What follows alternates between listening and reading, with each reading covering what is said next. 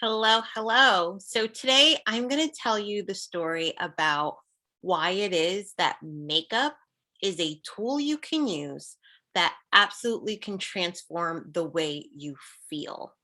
And this has never been more true than the interview that didn't go so well. So I've long believed that makeup is a tool and you can use it to express the way that you want to look and feel across the board all day, every day, in whatever way you want.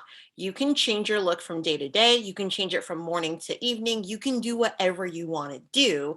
And it helps you have control over your image, over how you project parts of your personality. And I always feel most confident when I get to choose my makeup and I am wearing makeup that fits the idea I have in my mind of who I want to be. So I had a job interview, and this was a while back. And I happened to not have makeup with me. So, part one was that I agreed to do the shop interview when I was out of town, but I had my computer, I had Wi Fi. I was like, it'll be fine. Great.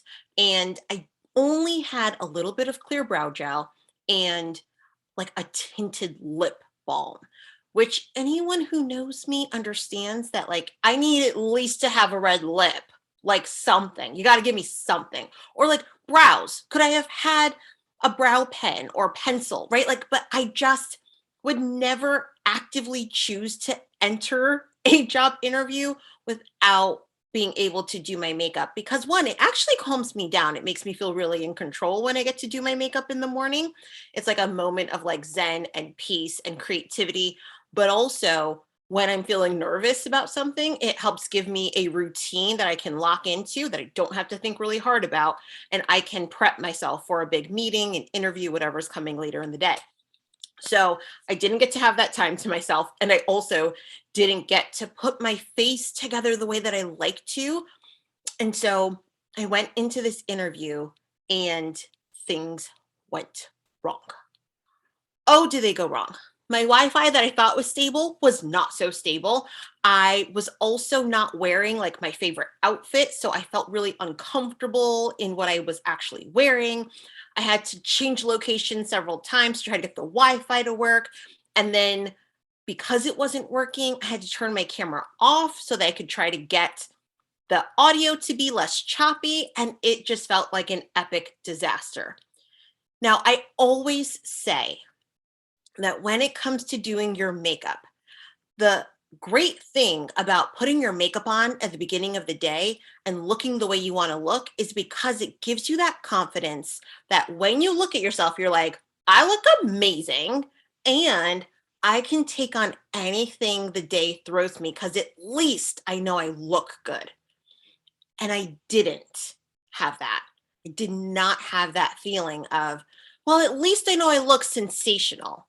I was like, I look less than I would like to look. I like an impactful moment when I am meeting somebody for the first time on purpose, right? I want to look my most put together. And for me, that includes makeup. And I was not able to project that. So when the Wi-Fi went out, I started to get really stressed out because I was like, oh gosh, how do I fix this? But also, I couldn't fall back on that confidence that, listen, things are going wrong, but I look really put together.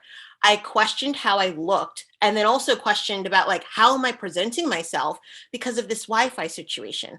And then when I turn off the camera altogether, just throw it out the window. It did not go well. And I felt terrible about it.